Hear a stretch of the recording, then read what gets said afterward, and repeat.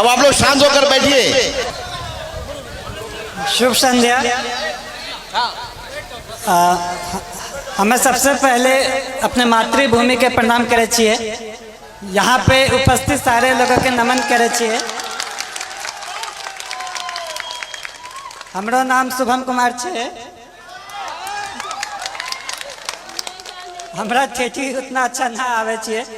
Mummy के मैं 1 महीना पहले बोलिए कि अहाँ सारा चीज हमरा दिल के, बट लेकिन हमरा अपना मातृभाषा नहीं सीखल के।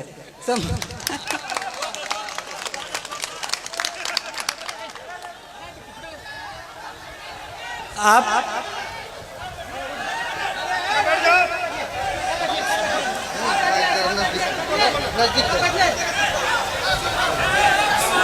ठेठी मैथिली का एक बोली है। आप अपने बच्चों को सारा लैंग्वेज सिखाइए। आप ठेठी भी सिखाइए, हिंदी भी सिखाइए और इंग्लिश भी सिखाइए। आप लोगों को लगता होगा कि मैं ऐसे ही बोल रहा हूँ, लेकिन मैंने जब अपनी ट्रेनिंग एकेडमी में सबसे पहले गया तो वहाँ पे सारे यूपीएससी क्रैक किए हुए बंदे थे। सारे वहाँ पे जो भी थे सब रैंकर थे, टॉपर्स थे। तो सारे लोगों ने पूछा कि शुभम तुम हिंदी क्यों बोलते हो, तुम्हारा मातृभाषा क्या है? तो हम बोले कि मातृभाषा ठेठी है, वो कभी सीखे ही नहीं।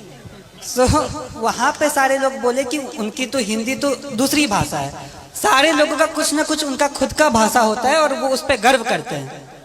तो मेरा ये कहना है कि आप अपने कल्चर को, अपने संस्कृति पे गर्व होना चाहिए। जहाँ भी मैं गया वहाँ पे शुरुआत में लोग बोलेंगे कि एक बिहारी है, लेकिन धीरे धीरे उनको यकीन हो गया कि बिहारी क्या कर सकता है।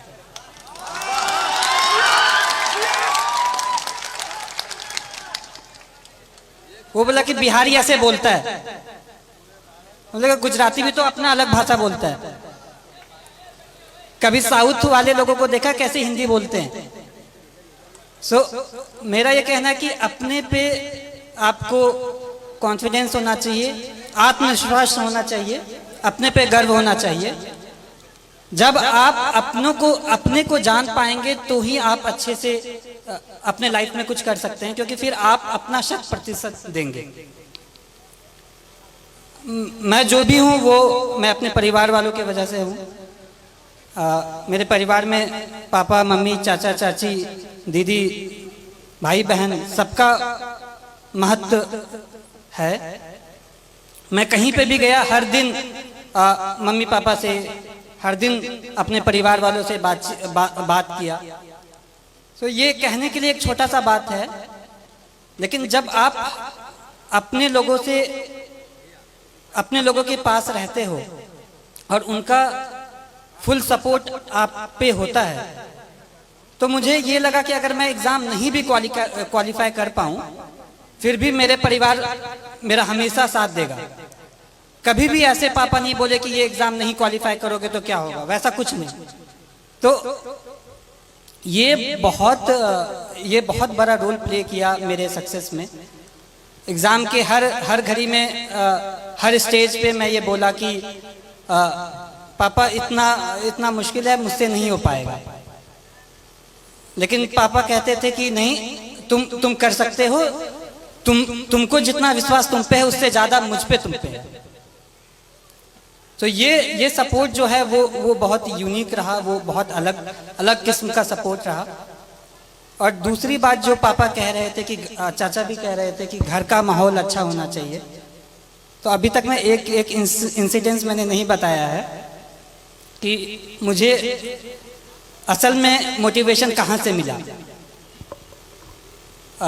एक बार ऐसा हुआ कि पापा को याद भी नहीं होगा, बालदेव दादा मेरे घर पे आते हैं।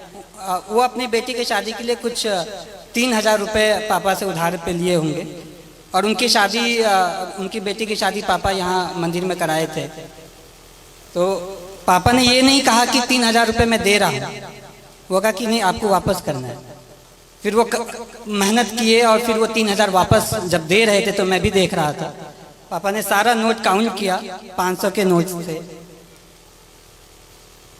फिर एंड में 3,000 रुपये दादा को दे दिया कि ये आपकी मेहनत की कमाई है, ये अपने साथ रखें। ये मैं कहना चाहता हूँ कि इससे ये क्या हुआ कि वो सामने वाला मेहनत किया, वो कमाई, वो फ्री का पैसा नहीं समझा। इसी तरह मैं भी चाहता हूँ, मेरी ये कामना है कि मैं भी लोगों के लिए काम करूँ। एक बार रिजल्ट आ जाना बड़ी बात होती है, लेकिन उससे बड़ी बात है कि लोगों के आशाओं पे खड़ा होना।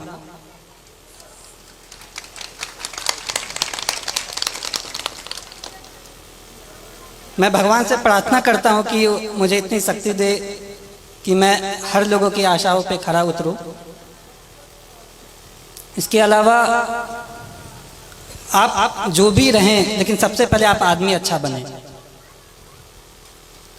लोगों ने कहा कि तुम्हारा लक बहुत अच्छा है, एग्ज़ाम क्वालिफाई हो जाता है, अच्छे कर लेते हो, लेकिन मैं ये कहना चाहता हूँ कि आपका लक तभी साथ देगा जब आप खुद के लिए आप सही हो, आप दूसरों के लिए सही हो। आप दूसरों की मदद करें, आप पे भगवान मदद करेगा।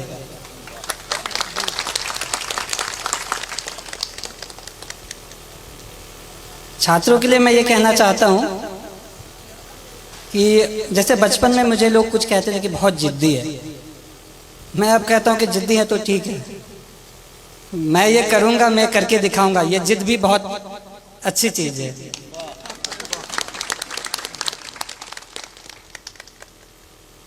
जिंदगी में उतार चढ़ाव हर किसी के जिंदगी में होता है, मेरे भी जिंदगी में रहा।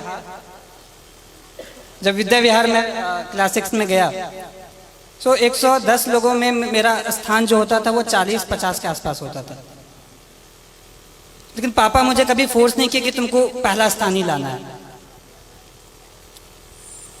क्लास 6 में ऐसे ही रहा, 7 में भी क्लास 40 के आसपास ही रैंक रहता था। क्लास 8 में किसी ने मुझे कह दिया कि शुभम बहुत लकी है, 40 के आसपास रैंक आता है, सेक्शन ए में चले जाते हो। विद्याविहार में रूल था कि टॉप 40 वाले को सेक्शन ए में रखते थे। तो फिर मैं ये सोचा, मैंने प्रण लिया कि मैं ये करके दिखाऊंगा कि ये बस लक नहीं है, मैं मेहनत करूंगा।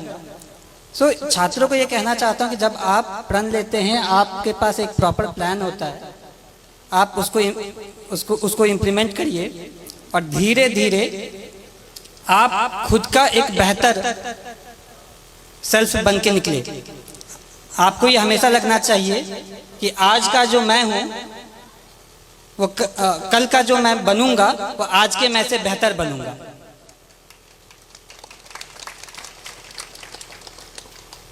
जिंदगी बहुत चीज़ सिखाती है, संघर्ष बहुत चीज़ सिखाता है, और लाइफ के हर फेज में हमारी कोशिश ये रहती है कि मैं अपना एक बेटर सेल्फ बनूं, मैं इससे भी और अच्छा बनूं, और मेरा भी यही रहेगा। लास्ट में मैं एक पंक्ति बोलूँगा कि कर्मण्ये वधिकरस्ते माँ फलेषु कदाचन, अर्थात आप कर्म करिए, फल की चिंता ना करें, फल तो कभी ना कभी आ ही जाएगा। धन्यवाद। शुभम कुमार को बहुत बहुत धन्यवाद और को उसके जीवन की शुभकामना के लिए धन्यवाद कहना चाहता हूँ कि आप लोग इतनी की तादाद में यहाँ आए, मुझे बहुत अच्छा लगा। एंड इतने सारे लोग इतनी अच्छी बातें कही।